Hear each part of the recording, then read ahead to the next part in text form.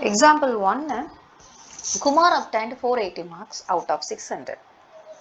Kumar 600க்கு 480 வாங்கியிருக்கார். Banu obtained 560 marks out of 800. Banu 800க்கு 560 வாங்கியிருக்காங்க. Whose performance is better? யாரு இதில் பெட்டராக பண்ணியிருக்கா அப்படின்னா டைரெக்டாக பார்த்தோன்னு சொல்ல முடியாததுக்கு காரணம் ரெண்டு பேருடைய டோட்டல் மார்க்கு வேறு வேறு. ரெண்டு பேருமே 600க்கு எவ்வளோன்னு கேட்டிருந்தாங்கன்னா டக்குன்னு சொல்லலாம், இல்லை ரெண்டு பேருமே 800க்கு எவ்வளோன்னு கேட்டிருந்தா டக்குன்னு சொல்லலாம். பட் இல்லாமல் ரெண்டு பேரும் வேறு வேறு டோட்டல் மார்க் வந்து வேறு.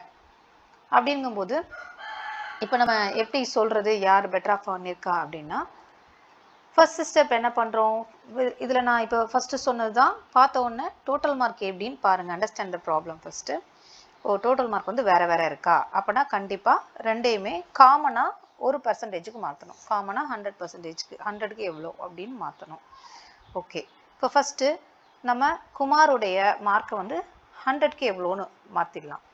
100%க்கு இப்போ பர்சன்டேஜில் சொல்லிடுற மாதிரி வச்சுக்கலாம். அப்போ 480 டிவைடட் பை 600 இன்ட்டு 100 அப்படியே. அப்போ 480 டிவைடட் பை 600 ஒரு மார்க் கிடைக்குமா, அதை 100க்கு கன்வெர்ட் பண்ணோம். அப்போ 80% நமக்கு வருது.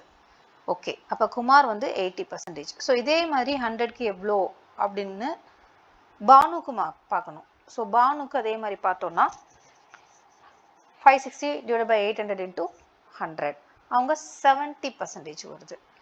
அப்போ இப்போ நமக்கு 100க்கு கன்வெர்ட் பண்ணுறதுனால ரெண்டு பேரையுமே ஈக்குவலாக நம்ம மாற்றிட்டதுனால இப்போ யார் அதிகமாக வாங்கியிருக்கா அப்படின்னு அந்த பர்சன்டேஜை வச்சு கண்டுபிடிச்சிடலாம். யார் வாங்கியிருக்கா, குமார் தான் வாங்கியிருக்காங்க. ஸோ 80%. ஸோ யார் ஹையராக வாங்கியிருக்காங்க அப்படின்னு ரெண்டு டிஃப்ரெண்ட் டோட்டல் கொடுத்தாங்கன்னா அப்போது ஃபஸ்ட்டு ஒவ்வொருத்தரையும் 100%க்கு கன்வெர்ட் பண்ணிவிட்டு தென் அதில் யார் ஹையரோ அவங்கள தான் பெட்டர்னு சொல்லணும். ஸோ கன்க்ளூஷன் என்னது, குமார் தான் பெட்டராக பண்ணியிருக்காங்க. That's all. தேங்க்யூ.